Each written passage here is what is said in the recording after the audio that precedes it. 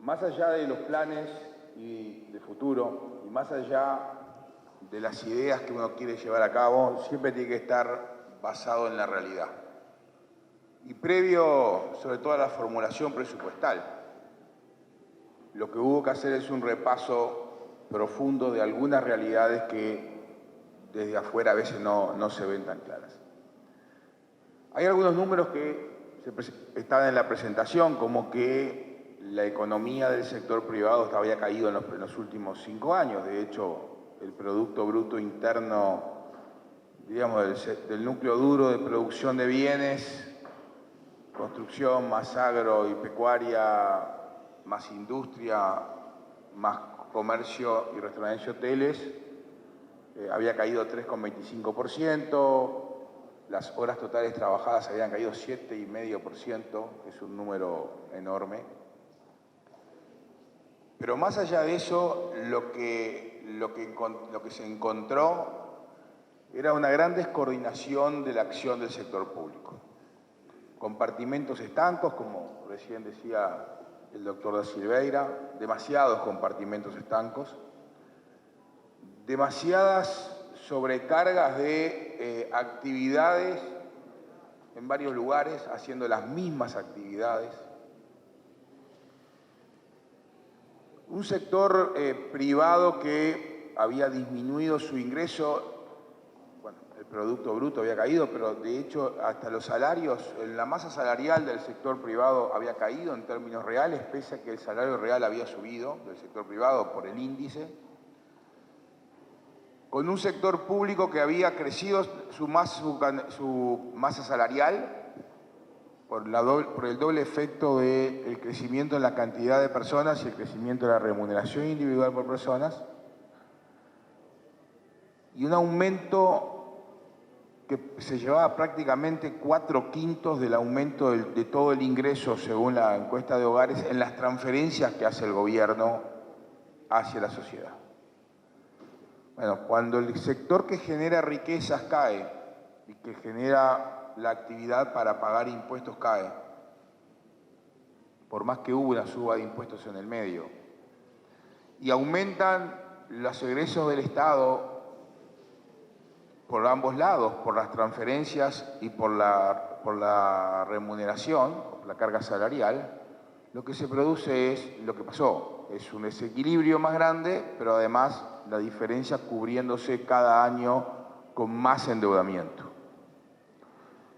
Y entonces, cuando se llega al cambio de mandato, se tiene un desempleo del 10,5%, que si lo mira uno del sector privado supera el 13%, se tiene un déficit corregido por alguna circunstancia extraordinaria del orden de 5,3% del producto del año 2019, ¿sí? Más ya en febrero del 2020.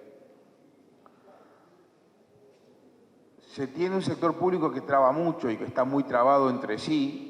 Bueno, lo primero que hay que tratar de hacer es, con esa base y con esa evaluación, diríamos, tratar de empezar a sacar piedras. Y empezar a hacer la corrección fiscal que mencionaba la ministra Albereche.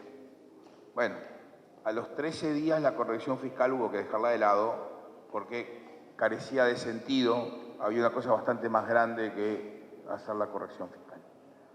Pero el resto del trabajo no se puede dejar de lado. Y el resto del trabajo no es un trabajo que terminó en el presupuesto. Nosotros lo que decimos es que el resto del trabajo empezó en este presupuesto, pero va a seguir hacia adelante. ¿Sí? Y no es solo, aunque es parte casi de la piedra angular, la reforma de la previsión social,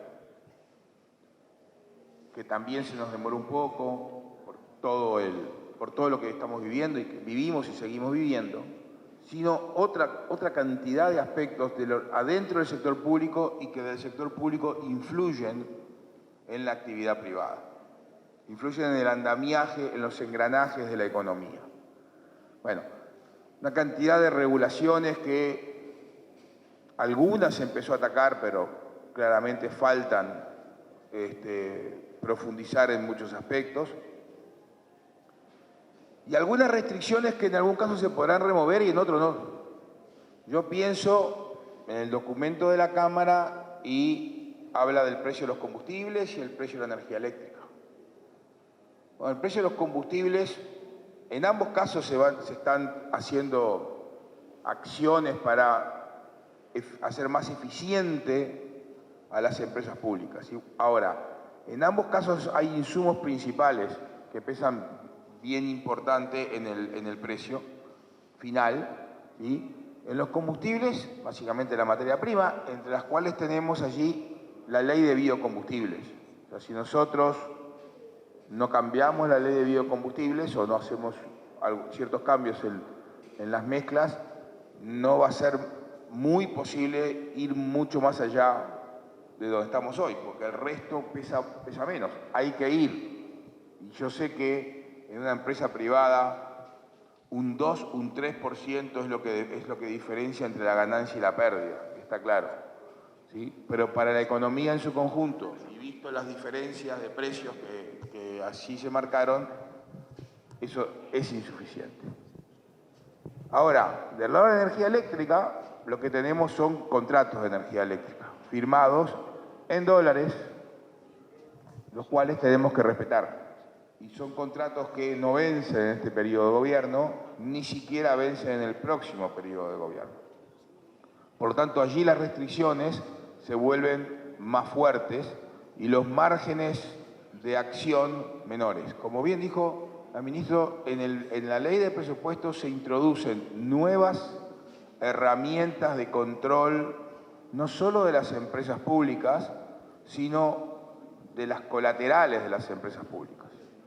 De manera tal de evitar, por ejemplo, que las colaterales de las empresas públicas compitan de manera desleal con las empresas privadas, o que las empresas públicas a través de sus colaterales eviten los mecanismos de control normales del sector público, ¿sí? Son medidas, son acciones que se toman, que se van a seguir tomando, pero que no dan resultado inmediato, son resultados de paso a paso. El cambio de la programación quinquenal que decía, por ejemplo, el ministro en materia de la regla fiscal, también se introduce en las empresas públicas. Todos los años, cuando se hace el presupuesto anual, porque las empresas tienen presupuestos anuales, lo que se hace también es una programación de mediano plazo quinquenal. El rendimiento de las empresas públicas en términos de rendimiento de capital nos parece a nosotros una cosa esencial. ¿Por qué? Bueno, porque es el capital de todos nosotros. Ese capital a todos nosotros nos costó muchísimo dinero, muchísimo esfuerzo ponerlo. No se olviden que el capital no es otra cosa que trabajo acumulado y no consumido, ¿sí? Trabajo hecho y no consumido. Y su contrapartida son intereses que hemos pagado antes y que seguimos pagando ahora. Y por lo tanto, el rendimiento que tiene que tener eso para la sociedad, medido a precios diríamos, de mercado, ¿sí? O de eficiencia, hay un esbozo de regla en la ley de presupuesto, o mejor dicho, las líneas en las cuales de la metodología de cómo se va a medir, ¿sí? Tiene que estar presente. Por eso nosotros lo que decimos es, hay cambios que se han instrumentado, hay cambios que se siguen instrumentando, pero esto recién es el comienzo, no va a quedar acá, no puede quedar acá, ¿sí? Son 5 años para trabajar, son 5 años en los cuales la dinámica del mundo cambia. Ha cambiado tanto en los últimos meses que no sabemos a lo que nos vamos a enfrentar claramente, pero lo que tenemos que estar siempre es a la altura del desafío. Uno de los desafíos más importantes es el que mencionaba recién da Silveira. El mundo cambió muchísimo con, diríamos, no la globalización, porque la globalización tiene más de 500 años o 500 años, ¿sí? Con la aceleración del proceso integrador mundial por las telecomunicaciones, ¿sí? Y por los progresos en la cadena de frío que hizo que bienes no transables se convirtieran en transables, y las telecomunicaciones que hicieron que servicios no transables se convirtieran en servicios transables. Bueno, eso exige un nivel de educación distinto, bien distinto al que teníamos. ¿Sí? Y a eso es a lo que ha apuntado la Siberia y a eso es lo que ha apuntado la ANEP en estos momentos. La brecha de educación se siente muchísimo más con los que quedan rezagados ahora de lo que se sentía hace unos años. ¿Sí? Hace unos años las tareas manuales todavía tenían alguna cabida. No van a tener más cabida. Por lo tanto, la apuesta a la reducción de la brecha educativa es una apuesta absolutamente central y no está, diríamos, entre las apuestas que se le dicen económicas, aunque debe ser de las apuestas más fuertes en materia económica que pueda existir. Así que bueno, recién estamos empezando, el tiempo dirá hasta dónde se puede llegar. Desde nuestra parte, lo que está claro es que estamos todos comprometidos en el esfuerzo, estamos todos con el sueño de poder lograr cambios importantes que seguramente además no se van a ver en este periodo de gobierno y que van a trascender y que tienen que trascender el periodo de gobierno. Todas estas reformas, mismo la reforma de la educación, no se va a ver en este periodo de gobierno.